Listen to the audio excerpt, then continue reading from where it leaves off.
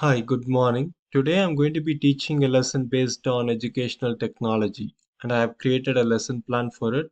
The lesson is going to be how to write an argumentative essay. Please note that this class is being taken online, and the lesson plan is created in such a way to help me take this class online.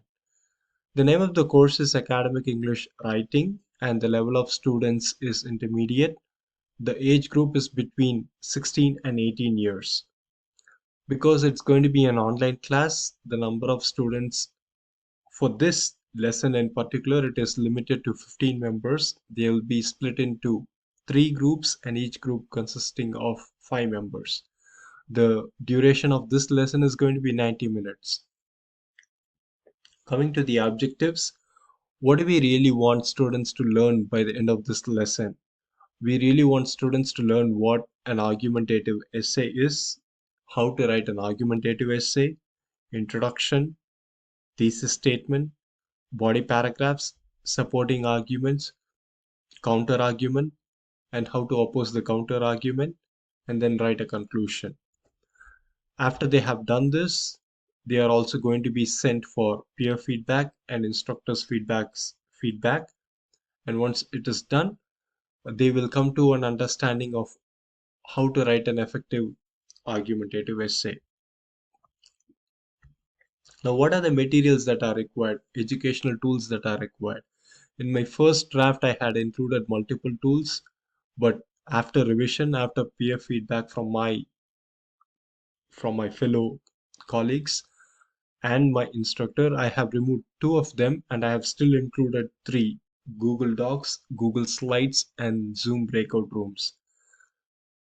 I'll talk about what I had removed while I'm talking about the lesson. What are the now? What is the methodology that I'm going to be following? The methodology that is going to be followed is ESA. As you all know, E stands for engage, S stands for study, A stands for activate. Now, for each phase, there are certain things that need to be considered. In the first engage phase, what we are going to do is it's going to be an icebreaker session, and it is for 10 minutes. What am I going to do is I'm going to be putting statements onto the slides, onto the projector, and students in groups, they will have to find out whether the statement that I have put on the projector is fact or an argument. For example, if I if I ask them the statement, eating nuts is good for a person's health, the students will have to come up with an answer whether it is an argument or fact. This is an argument. The reason being, there are people who are allergic to nuts, and eating nuts could do more harm than good for them. So, in this case, eating nuts for them is not good for their health. So, this is more of an argument. But for other statement, for example, the earth revolves around the sun. It does revolve around the sun, and this is fact. Now, once students get to know the difference between argument and fact, it is very easier for them to write an argumentative essay further along. The next we are going to be navigating to study, which is more of a controlled phase. Here it is teacher centric, and most of the work is done by the instructor. Now, what am I going to do? I'm going to be first explaining the students what an argumentative essay using Google Slides. I was considering to use Padlet, but Padlet could not be used because of its premium version component. I was also trying to use Kahoot. Even this was not possible because of its premium version component. Here, Google Slides it's being used, and in each part of the argumentative essay is going to be explained in detail: introduction, thesis statement, body paragraphs, counter argument, and the opposition to counter argument, and conclusion. Once students have a very good idea about the overall picture of how to write an argumentative essay, it it's going to be very useful for them.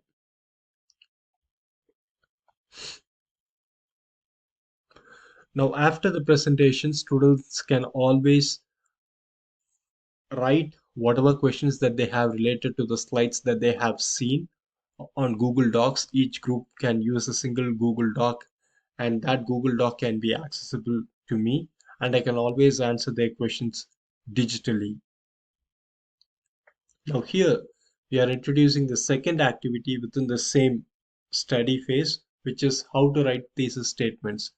Here, students can write their own thesis statements and they can put it on Google Documents.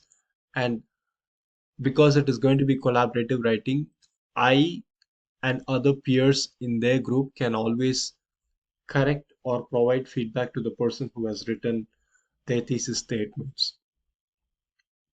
Now, why do we do this? The reason we do this is to understand how to write a clear thesis statement and how to write it backed by statements. And at the same time, we also want to ensure that everyone understands this individually and as a group.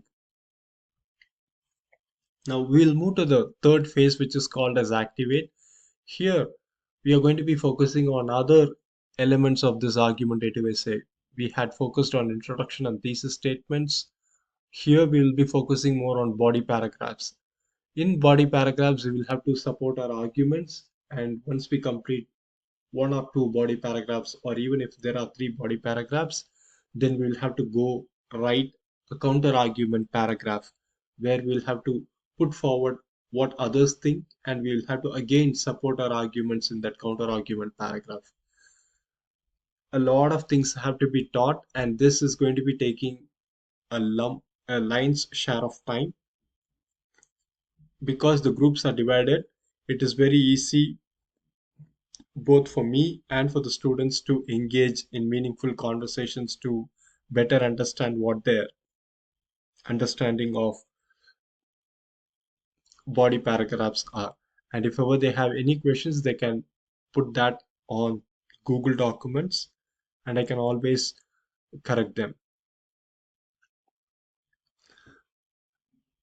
And that brings us to the end of ESA. And the last one that we have here is feedback. Providing feedback is important both to the students, to the peers, and also to the instructor. Now, what am I going to do is I'm going to be using Google breakout rooms. So students can always join in those breakout rooms, have a look at how they have written their argumentative essay, discuss with their peers, and I can always join these breakout rooms and offer feedback.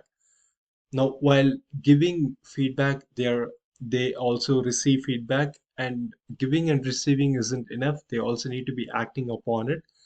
And in this way, they also learn about how to productively use the feedback and make changes to it. This is going to be my lesson plan.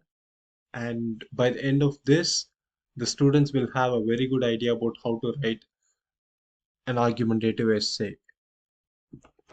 I hope you found this lesson plan effective and useful. You can always reach out to me if you have any questions. Thank you very much.